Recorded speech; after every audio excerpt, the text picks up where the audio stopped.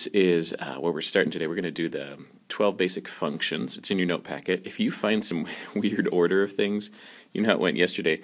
Whatever, there's a couple file differences. We're trying to reconcile these, but some files, like the one I've downloaded here or taken pictures of, I hope it's the same as yours. If not, just patiently kind of, one, ask to pause the video. Second, just get there, and then when everybody's in the same place, just go with it. But I think it's okay. Just see what you can do.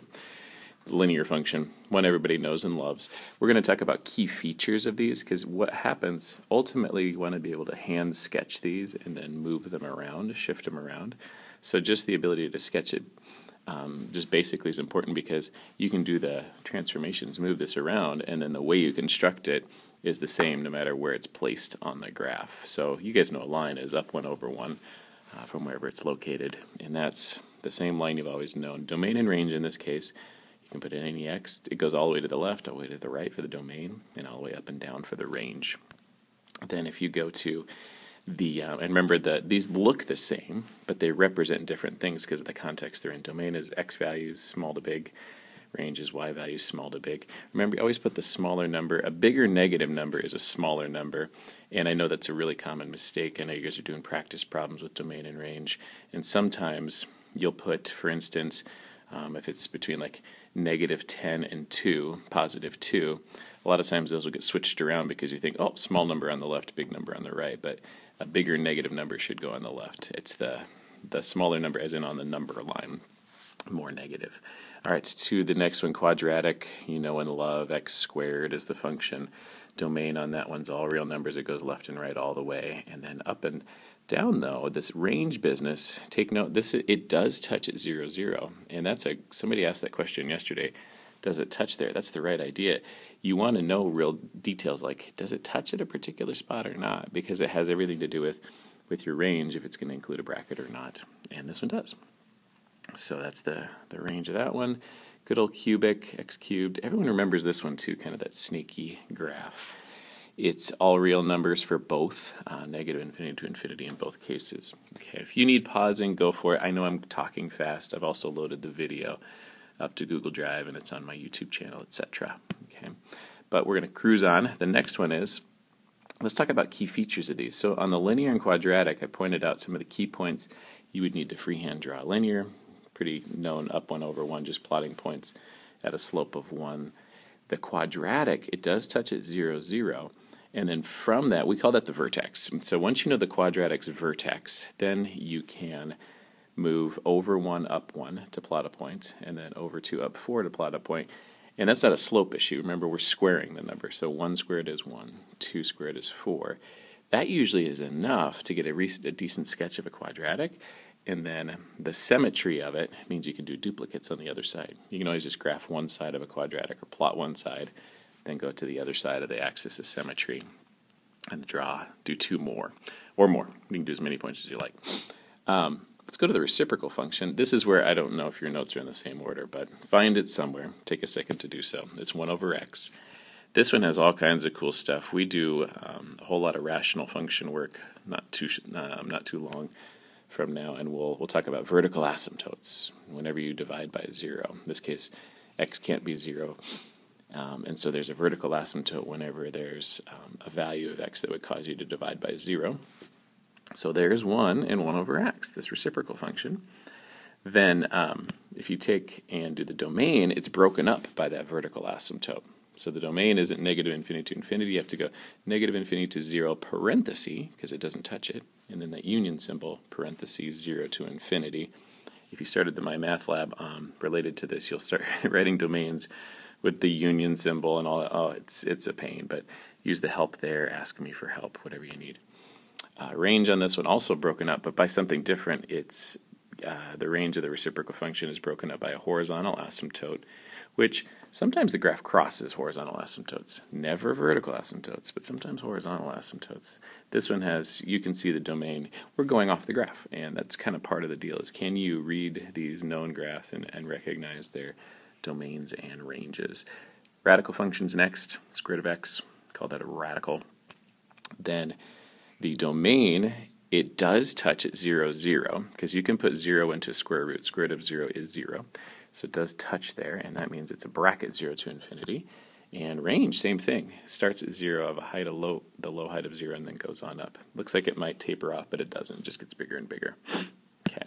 Absolute value. There it is. There's the absolute value markings. Don't forget on your calculator it's math num abs, because nothing numbs the abs like a little math workout. I had one this morning getting ready for you guys. It was awesome. Domain, negative infinity to infinity. And then range, it does start at 0, and then it goes up from there. So there's a bracket. All right, again, ask for pause as needed.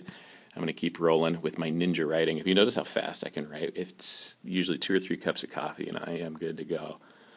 Look at that. I put in a blue horizontal asymptote on the reciprocal function because I want to talk about key features of these and how to sketch it by hand. The reciprocal function is kind of centered around the origin 0, 0, and then there's these 2 asymptotes, vertical and horizontal, and then if you go from 0, 0 over 1 up 1, you can plot 2 points. After that, you just kind of let the graph bend and squish into each corner like that. It's a rough sketch. So when we do them by hand, we're going to do very sketchy sketches later. The things you want are the 2 vertical asymptotes, a point that's kind of like over 1 up 1 in both corners, opposing corners, and then you just kind of bend it into the upper right and lower left quadrants like that. Okay. Then when it comes to the radical graph, you just do 0, 0, and then from there you go over 1, up 1, and then over 4, up 2, knowing that the square root of 1 is 1, the square root of 4 is 2. Those are good, easy starting plot points to work with. And then on the absolute value, it's got slopes of 1 and negative 1 on either side. So notice those things, because when you're freehanding it, you're going to think, how can I recreate that graph? What do I need to remember to get a decent sketch? And those are the things I'm highlighting there. Okay. Next, exponential.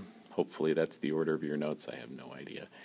E to the x is standard. Sometimes it's 2 to the x. It could be any base to the x. And so let me add to that. It could be, 2. Whoa. Highlighter's not going to help. 2 to the x is an exponential. 3. Hey, any base number that's to the x power, that'd be considered an exponential. E to the x is just your famous Euler's number, and it has cool properties, and we'll talk about that later. Domain, left and right all the way, any x is possible. However, the range does 0 to infinity, not including 0, so there's a parenthesis there. It does start at 0. There's an asymptote, horizontal asymptote, and exponential functions are always positive. That's another cool feature of those. We're going to go next to logarithmic. We can do log of x, which is base 10, or ln of x, which is base e. We'll elaborate on that later. You may remember. They look very similar for our sketching purposes. You won't need to worry about what the difference is sketch-wise at this point. Domain, it starts at 0, doesn't touch 0. There's a vertical asymptote, and that actually becomes its key feature with a logarithmic function has a vertical asymptote. The exponential has a horizontal asymptote, and we want to remember that.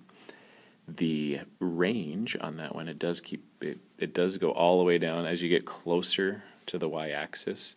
If you kind of peek in there, it does get really snugly up against there, but the graph just keeps going down forever.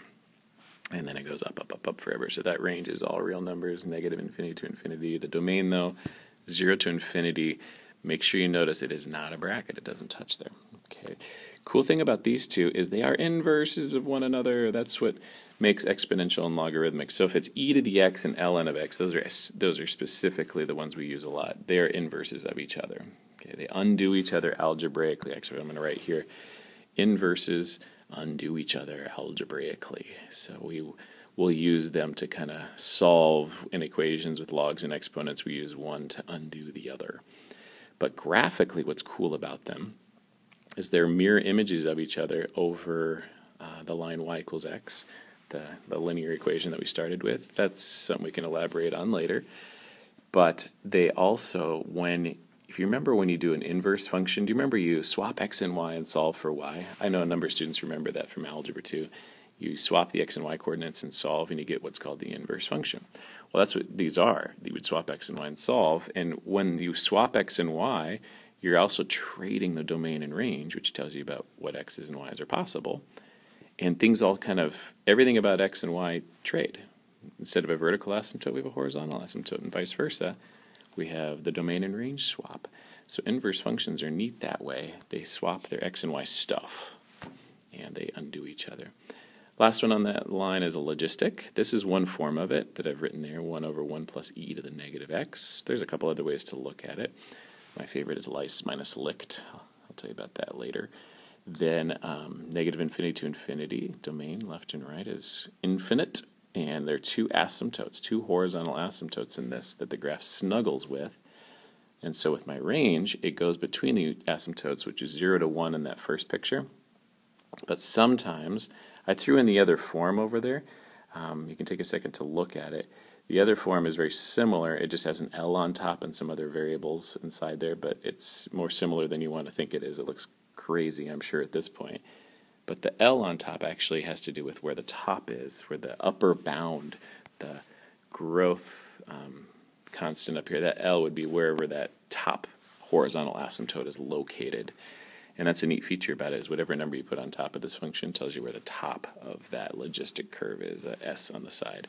This is used for population growth, because you all may have, I'm sure you've learned in some biology class that populations grow exponentially, which this graph has that behavior, but it grows exponentially until they, whatever it's needed to sustain that population, food and other resources, are depleted, and then that population will cap. They can't go beyond the resources available to that population. Logistic is a way of modeling that. So sine and cosine, oh, you know these. I'm sure you have dreamt about the day these would come back. Sine, it starts at the origin and goes up and down. And then has all domain, all real numbers, but the range, it goes between -1 and 1. It does hit at those heights, so there's brackets involved. Cosine is a little shift left or right of that sine curve. Same domain and same range. They're just, really, sometimes there are folks out there that never use both. They just stick to one, but they have cool properties, so we like to see both. There's the floor function, the step or the integer function. All of these are descriptors of this last function here. I like when I call it the step function because that's what it looks like. Floor function, integer function. On our calculator, if you go math and num, instead of working the abs, if you work the int part of you, you go down, int is a way of doing the int function. So your calculator will graph this. If you go to math num int, and then put an X inside the parentheses, it'll graph it for you. If you want to play with that, go for it. But it's got this little, it's kind of like brackets without a top around the X is how it's written. Its domain is all real numbers. You can put any X in there you want, but the range is goofy, right? There's lots of gaps. So we actually call it the integers. The ranges, it touches all integers. That's a little Zorro symbol. That's the Z with an extra back in the middle is called the integer symbol. It means all your negative and positive counting numbers. Okay, now we're going to test your skills. I'm sure you've got this. What kind of graph is that? Feel free to pause the video, throw out some ideas. Ready, ready, ready, and of course it's a quadratic. And try the next one. What's that? You know this one, right? Cubic. I feel like I'm Daniel Tiger's Neighborhood at one of those kids shows. You go, which one's the absolute value? Point to it. Right, the one, yeah, that one right there. Good job. It's an absolute value function. Good. Someday maybe we'll do a whole class that way. That'd be fun. Or not at all. There you go. Logarithmic.